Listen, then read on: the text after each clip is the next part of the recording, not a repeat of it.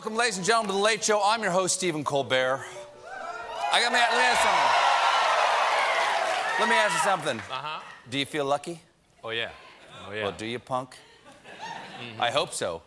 Because tomorrow night, the Mega Millions drawing is for a record $1.6 billion. That has caught my attention. Normally, I don't even get out of bed for less than $1 billion. Unless there's pancakes and $1 billion. But don't get too excited about winning this thing because I'm winning it. Yeah. I got the winning ticket right here. Oh, they claim your chances are roughly 1 in 300 million. Sure. That's why I bought 2. Okay, it's a shoo-in. Now, I know what you're thinking. You're thinking, thanks very much. I got 2. Save your tickets. I know what you're thinking. You're saying, Stephen, Stephen, whenever there's a big prize, somebody else wins too, then you got to split it. You don't get as much money. I have a system. I got 2 tickets with the same numbers. That way, think about it. Yeah. Think about it, okay? Think about it.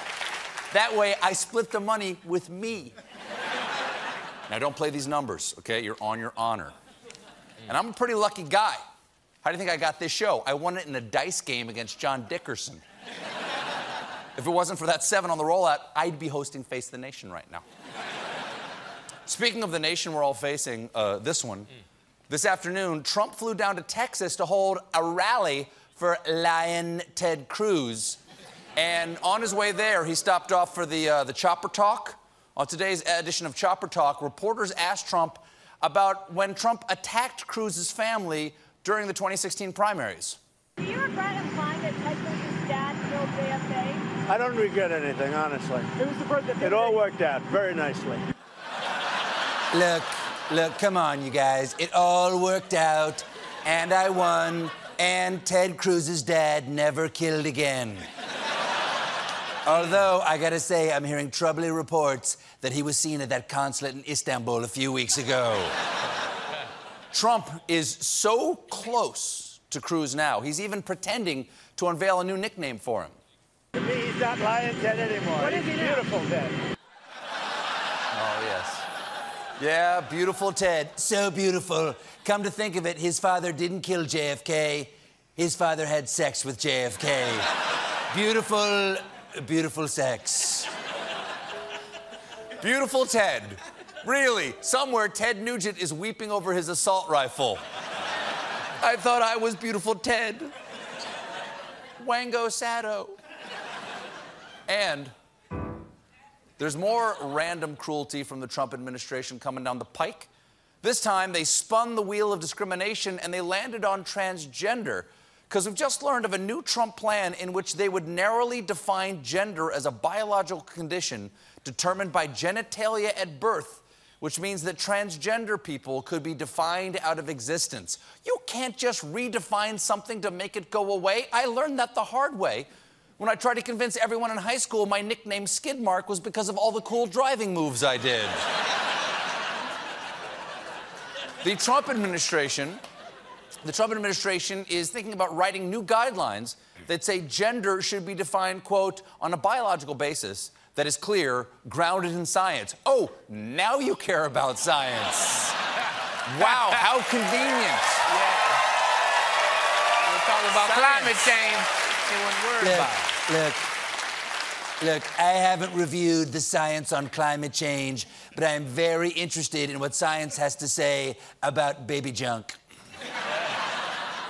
Right now, it's just a proposal right now, right? It's just a proposal, but if it's enacted, discrimination against trans people would be okayed across government agencies, including the Departments of Education, Justice, Health and Human Services, and Labor, but not, strangely, the Department of Agriculture, where the policy continues to be, anything goes, just don't hump the corn. Look, farmers are lonely. They're lonely. FarmersOnly.com. Look. Gender is clearly a spectrum, okay? We know this. For instance, I identify as a man, but it's a little fluid. I enjoy getting my hands dirty and repairing boats. Then again, my favorite book is about elves and jewelry. Of course, the big international story is still the obvious and shocking murder of journalist Jamal Khashoggi in the Saudi consulate in Turkey, where he went to obtain documents for his wedding on Saturday. After weeks of stonewalling, the Saudi government finally admitted Khashoggi was dead and claimed that a quarrel broke out and escalated into a fatal fistfight, adding, and if you don't buy that, how about he tripped down some extremely pointy stairs? Saudi Arabia's excuses are so lame that they're being doubted by even the most gullible people, like Donald Trump. He said, obviously there's been deception and there's been lies, but enough about me. The Saudis are pretty bad too. The Saudis, I'm shocked. You know? I'm shocked. Justice, delicate work. Even while admitting the Saudis have lied to him and us, Trump tried to keep the heat off of Crown Prince and man just learning that Turkey has security cameras. Mohammed bin Salman adding, nobody has told me he's responsible. Nobody has told me he's not responsible. We haven't reached that point. I would love if he wasn't responsible. That's a nice, unbiased investigation. It's like an NFL referee announcing, the play is under review. I would love it if it's a touchdown. I got a lot of money on this game. Go Bears. But...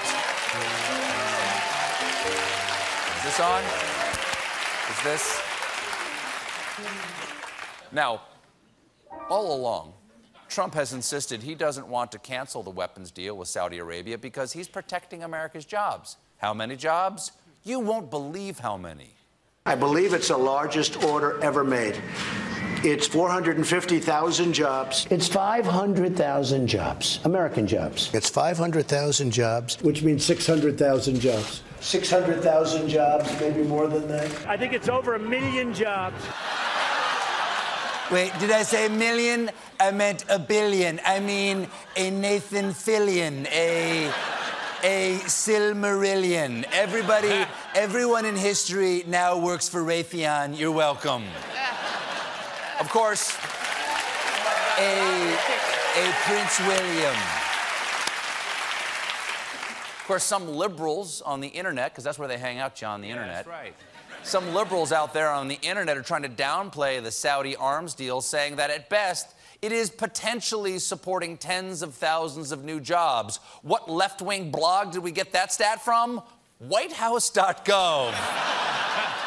Or as Trump put it, fake news from the failing White House.